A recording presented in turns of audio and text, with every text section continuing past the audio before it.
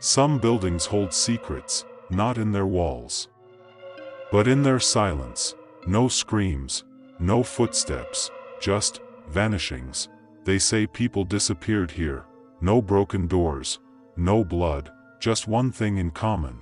They all took the elevator, and late at night, if you're awake at 3:03 a.m., you might hear it. Ding, the elevator opens, empty, waiting, and on the panel, a button you've never seen before, -4. They say if you press it, you don't come back alone. This is the lift to nowhere, only on Story area. It was a cold evening when Karan moved into apartment 1407 of the Regal Heights building, a modern 20-story high-rise tucked away in the quieter part of Mumbai. He had been looking for peace, away from the noise of downtown, and this place seemed perfect. Clean lobby, helpful staff, and most importantly, a rent deal too good to ignore. The building was older than it looked.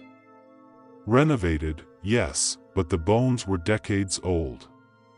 As Karan stepped into the lift with his last box of books, the doors creaked more than they should have. The metal interior had a polished mirror, a soft glow from the ceiling light, and a panel of numbered buttons from G to 20. He pressed 14 and leaned against the wall, sighing with exhaustion. But just as the lift started to rise, he noticed something strange. There was a faint scratch near the floor buttons. Someone had etched tiny letters into the steel below the G button. Do not press -4. He chuckled. Basement humor, he muttered, ignoring it. There was no -4 button anyway. The lift reached 14, and the doors opened, but the air in the hallway felt off. Cold. Still. 2 weeks passed. Karan settled in. Days were normal. He worked from home, took breaks, sometimes talked to a neighbor or two.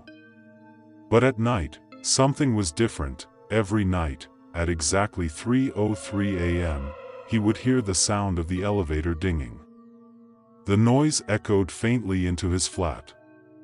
And when he checked the peephole or his window, he saw nothing, no one coming or going. He told himself it was probably a maintenance glitch. One night, curiosity got the better of him. He stayed up, holding a cup of coffee, eyes fixed on the hallway. At exactly 3:03 a.m., ding, the elevator door opened. But no one came out, no one got in, and yet, the elevator stayed open for a full 30 seconds before closing.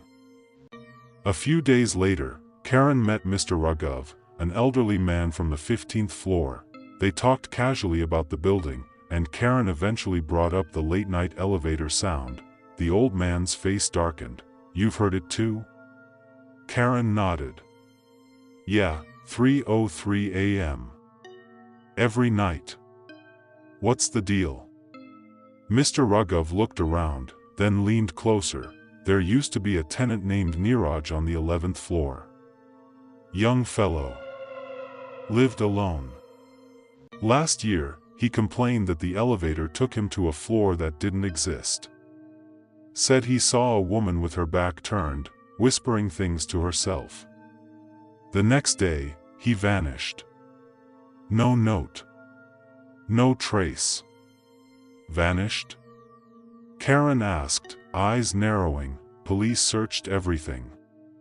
CCTV showed him entering the lift, but never coming out. That night, Karan had a nightmare. He was trapped inside the lift. It was descending rapidly. The digital display above the door read, 14. G, 0. -1. -2. -3.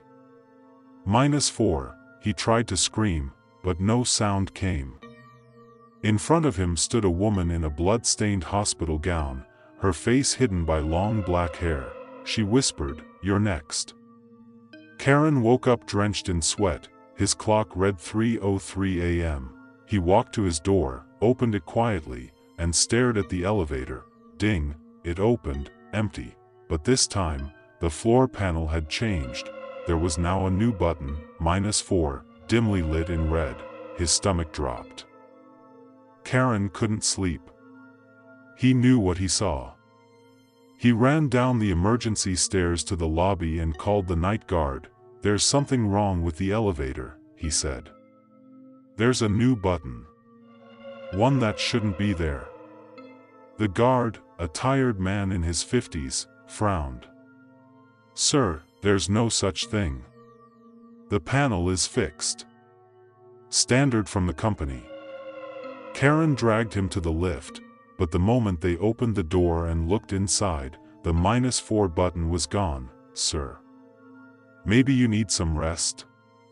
the guard suggested gently, but Karan wasn't imagining it. He knew it. 3 nights later, he gave in.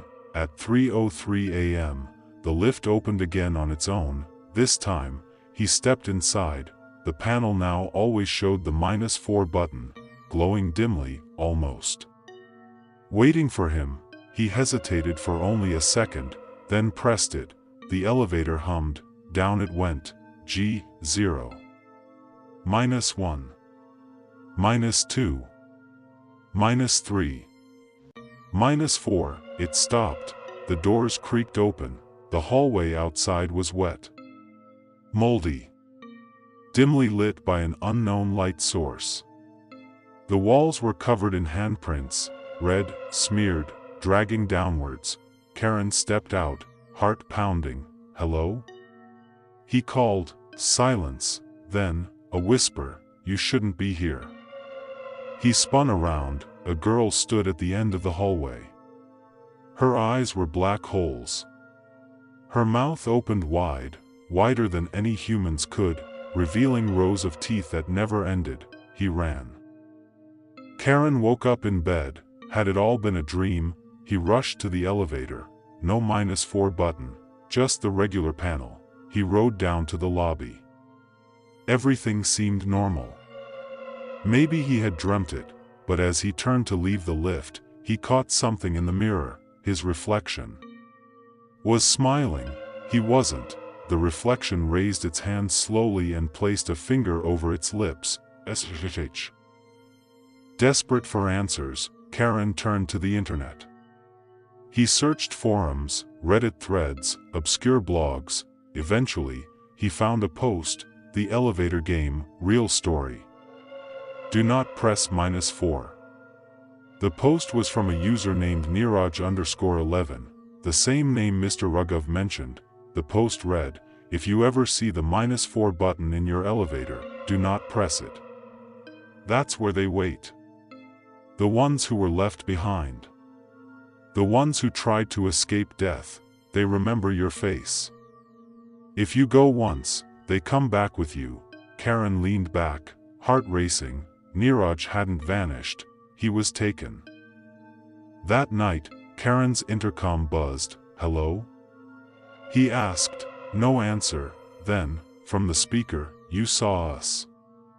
Now let us see you." Click. He unplugged the intercom, but it rang again, and again, and again, even when it had no power. On the 30th night, Karan packed his bags. He couldn't stay. He booked a hotel. Called a cab, but as he waited in the lobby, something felt wrong. The lights flickered, the guard was missing, the lobby was empty. Then, ding, the elevator opened. There was no one inside, but he could hear breathing. The panel inside flickered, all buttons gone. Only one remained, -4, it was calling him. He turned to run, but the doors closed on their own, and the elevator descended, without anyone inside, or so it seemed. Epilogue, Apartment 1407. 3 weeks later, the apartment was listed for rent again. Spacious, sea-facing, 14th floor flat available. Fully furnished. Quiet neighbors. The real estate agent smiled as he handed the keys to the new tenant. "Oh, and if you ever hear the lift ding at night," he said casually, "don't worry. It's just old wiring." The tenant nodded, not suspecting a thing. Later that night, As she moved in, ding, the elevator opened. Inside, a glowing red button, -4.